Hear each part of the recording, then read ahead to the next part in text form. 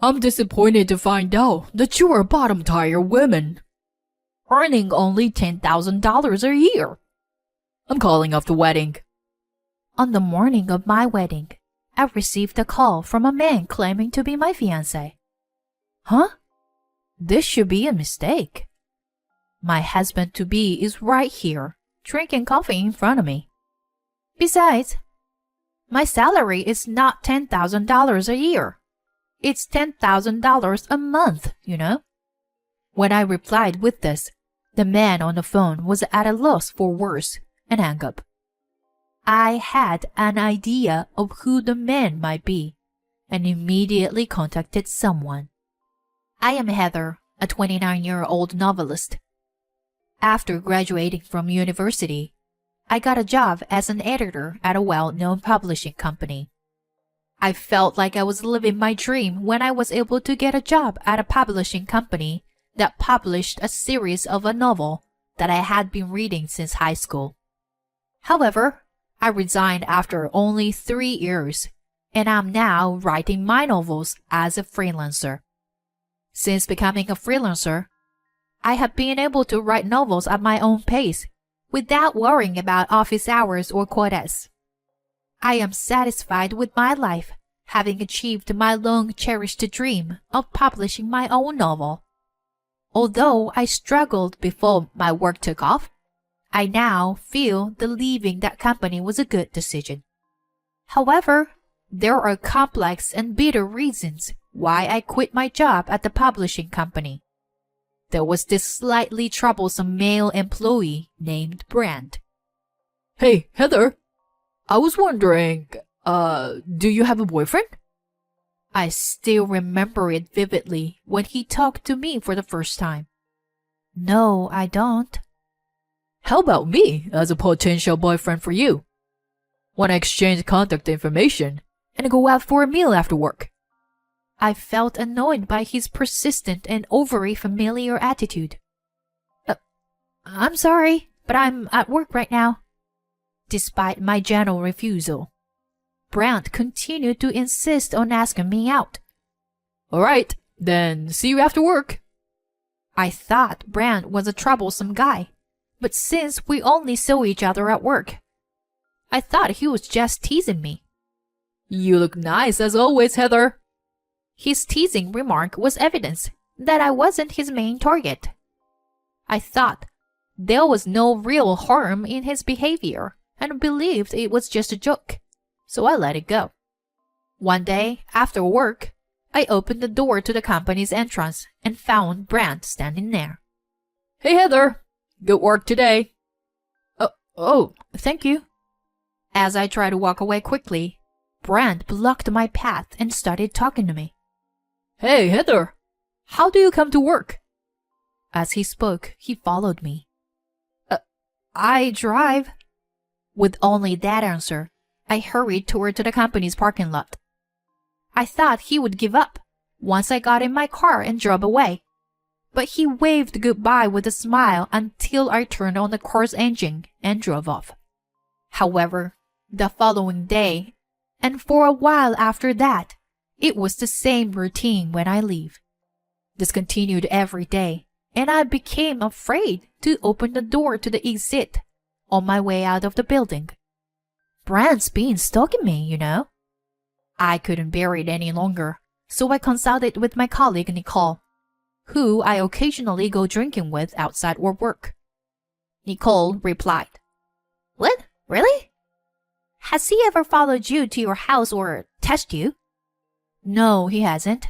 I drive and he rides a bike, so he doesn't follow me to my house." "What does he want?" "But it's okay to leave him alone since there's no actual harm done, right? If something happened, just talk with your boss, okay?" I felt a little revealed after hearing her say that. That's right. Brand and I work in the same department, so I can immediately consult with my supervisor as anything happens. Although I tried not to mind it, Brand's approach continued. But since there was no actual harm, I couldn't consult with my supervisor. I continued to bear this dilemma for about 2 years, and my patience had reached its limit. With my older sister, a freelance writer's recommendation, I quit my job decisively. I then studied to become a novelist and gradually began to receive work. I had reached the period where my dream of publishing a novel was about to come true. Then, after a long time, I received a call from my former colleague, Nicole. This call from her would later have a significant impact on my fate. "Hey, Heather, has anything changed recently?" I had no idea what she was talking about with such a sudden and incomprehensible question. "What do you mean by changed? Is everything okay?" "I mean, have you been followed by someone or anything like that recently?" As she talked, thoughts of Brent from back then crossed my mind. But since resigning, I haven't had any contact with him at all. "Are you talking about that guy, Brent?" "Yeah, kinda. Actually, things have been getting dangerous with him lately." "What do you mean?" According to Nicole, Brent was freaking out when I suddenly quit my job. "He's been asking around the office for a long time, trying to find out where you work now." "That's really creepy. Does he know what I do or where I am?" "I don't think so, but the fact that he's been asking around so persistently and making people uncomfortable has made me worry about you." It's been 3 years since I left the company.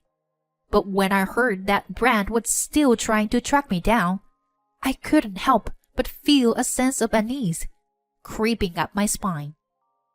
I'm sorry, Heather. I thought I should tell you." And then I told her something because she seemed so worried. "Thank you, Nicole. I appreciate your thoughts. I'm okay though. My fiancé will protect me, so everything will be fine." "Wait, what? Fiancé? Are you getting married?" "Yeah.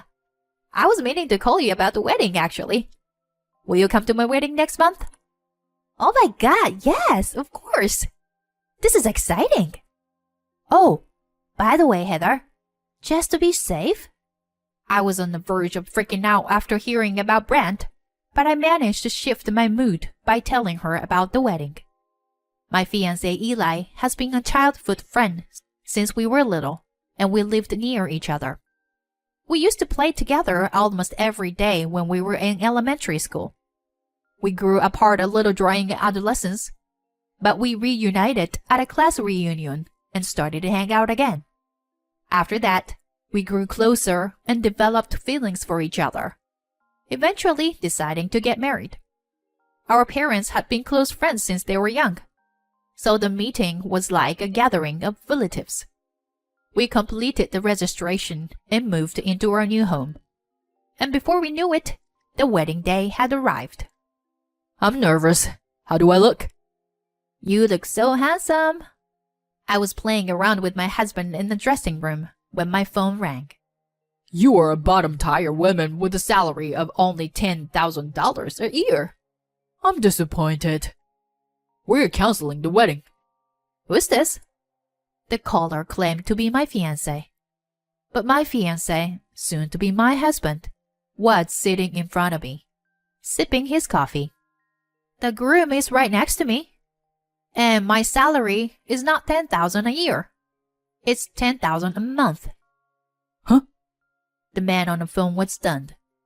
I had known from the beginning who was on the other end of the line. It was Brent. "How did you get my number? And who told you about today's wedding?" I asked in a cold voice I had never used before. I'm your fiancé. So I don't think it's weird to know." From the speakerphone on the smartphone that had been switched over, Brent's voice echoed. Eli started speaking for me. "Are you the guy who's been bothering Heather?" "Who are you?" "Who are you? Heather's cheating partner? I'll sue you." Brent seemed to have no faith in my fiancé and continued to argue. "I'm Heather's fiancé, Eli. So, who are you?" What are you talking about? I'm Heather's fiancé. The push and pull continued for a while until Brant finally confessed his actions. I fell in love with Heather at first sight. But she had her guard up and wouldn't give me her contact information no matter how many times I asked. So I was planning on taking my time to get to know her. But leaving without saying anything to me. That's just cruel, Heather.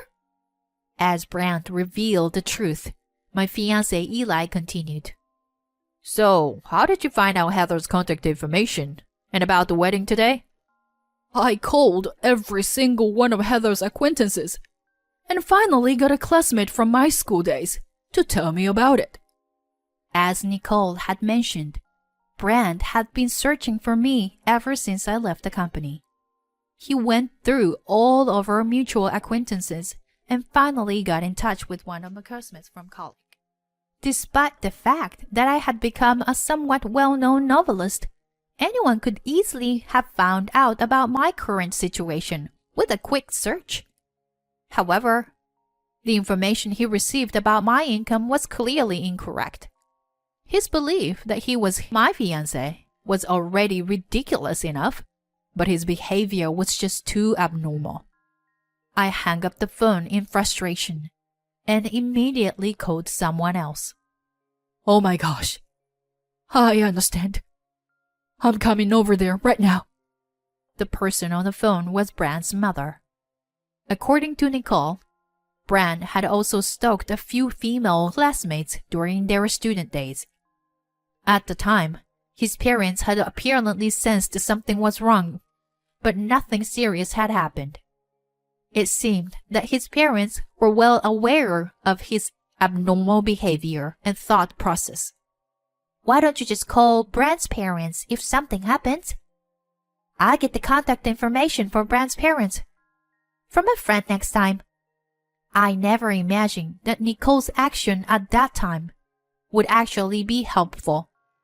Despite the creepy phone call from Brand, our wedding proceeded smoothly. Then, towards the end, we heard shouting from outside the church. There, Brand was standing. Brent, how many times do I have to tell you? You are an outsider. That's right, Brent. Don't mix up dreams and reality. Brand was struggling against a middle-aged couple and shouting.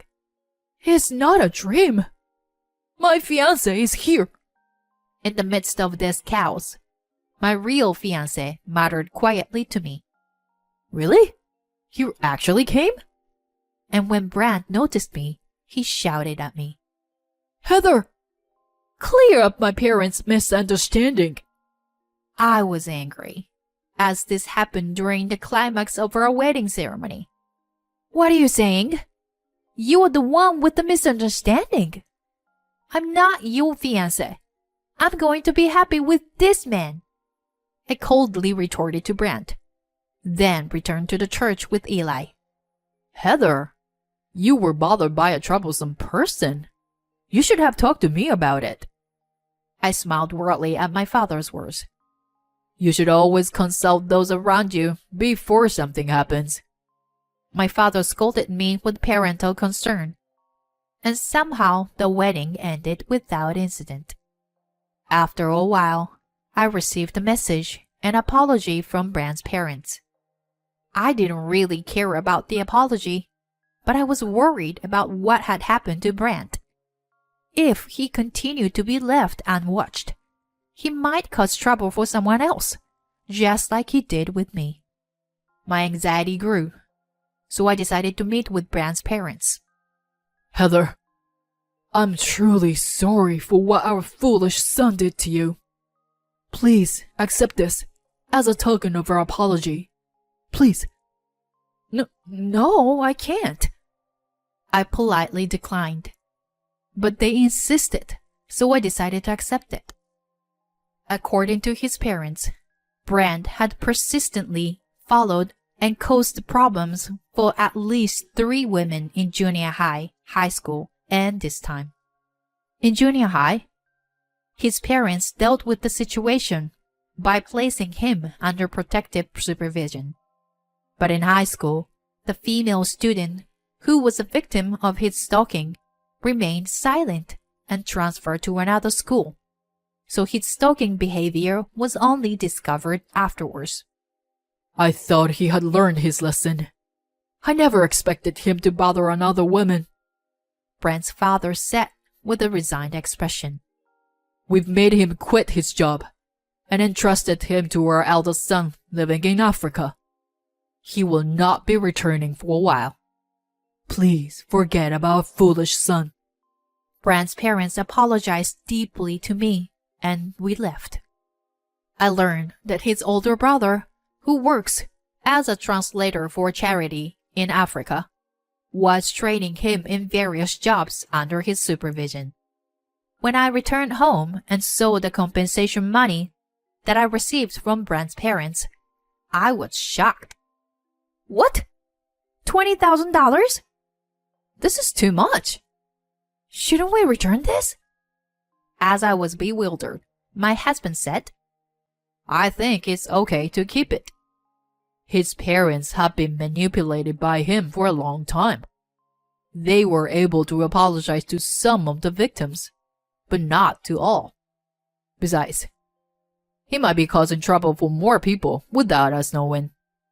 If you think about it that way, maybe it's better that you received a sincere apology from them. After hearing my husband's words, I reluctantly agreed. I knew for sure there were other women like me who had suffered from his sick behavior. As a final resolution, I decided to accept the money with an open heart. Although there were some ups and downs, my husband Eli and I were able to start a happy married life together. We never know what will happen in life. If we have children in the future, I hope to become parents who can sincerely apologize if our child does something wrong. I also hope to teach our children to have the awareness to apologize to others if they make a mistake. A few years after the incident, I wrote a novel based on Brent. The book became a big hit, not only domestically, but also internationally, incorporating elements of suspense, horror, and romance. I was thrilled to write it and received a lot of positive feedback from readers. And now I am considering making it into a series. While spending time with my beloved husband, I continue to pursue my writing. Although it may sound strange, thanks to Brent, I was able to try a new style of writing. With this experience, I hope to lead a smooth and fulfilling life in the future.